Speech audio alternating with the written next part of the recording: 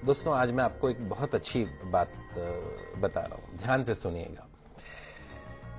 अगर मोहम्मद साहब की शिक्षाओं पर मनन किया जाए, मुस्लिम शिक्षा जो है उनकी शिक्षाओं पर मनन किया जाए तो दो बातें उनमें सबसे अहम है। पहली क्या है, मोहम्मद साहब की जो शिक्षाएं हैं वो किसी भी एक देश के लिए नहीं है या किसी भी एक धर्म के लिए नहीं है, हिंदू मुस्लिम सिख ईसाई, ऐसा नहीं है, सबके लिए है। और दूसरी जो उनकी शिक्षाएं हैं, आज से 1500 साल पहले जितनी प्रासंगिक थी आज भी उतनी है। जीवन का कोई ऐसा पहलू नहीं जिसे बेहतर बनाने, अच्छाई को स्वीकार करने के लिए मोहम्मद साहब ने कोई संदेश न दिया हो।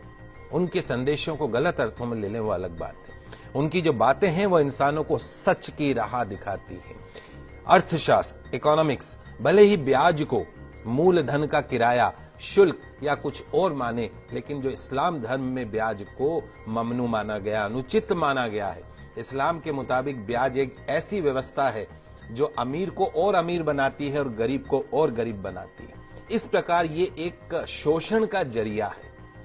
पवित्र कुरान स्पष्ट रूप से ब्याज को वर्जित मानती है। इंसानों के लिए कहा गया है, हे ईमान वालों, 2 गुना और 4 गुना करके ब्याज मत खाया करो, उस मालिक से डरो। ब्याज खाने से बरकत खत्म हो जाती है, ब्याज की कमाई से बरकत खत्म होती है, इससे इंसान द्वारा किए गए पुण्य भी खत्म हो जाते हैं। ध्यान रखें, ब्याज जो है वो धन को कम करता है, लेकिन दान पुण्य से धन कम नहीं होता।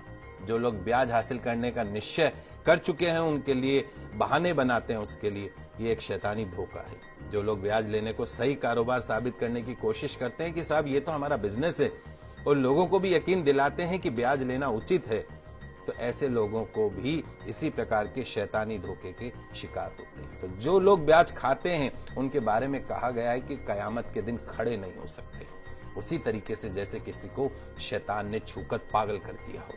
यह इसलिए क्योंकि वे कहा करते थे कि व्यापार भी तो ब्याज के समान है।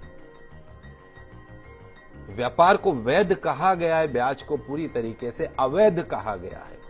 जो लोग इस हिदायत के बाद ब्याज लेना बंद कर देंगे उनका मामला हुजूर को सुपुर्द है, लेकिन तमाम जानकारी के बाद जो नहीं संभला, जिसने ब्याज लेना जारी रखा, उसके आगे नारकीय जीवन है, उसकी कोई मुक्ति नहीं। तो खुदा के वास्ते उस मालिक से डरिए और जो कुछ भी ब्याज में से शेष रह गया है उसे छोड़ दीजिए।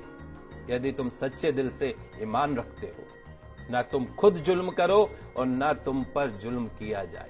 अगर तुम्हारे पास धन हो तो जरूरतमंद लोगों को कर्ज दो, उन्हें वापसी के लिए कम से कम इतना तो समय दो कि कर्जदार इंसान उसे आसानी से वापस लौटा सके, आत्महत्या नहीं करे।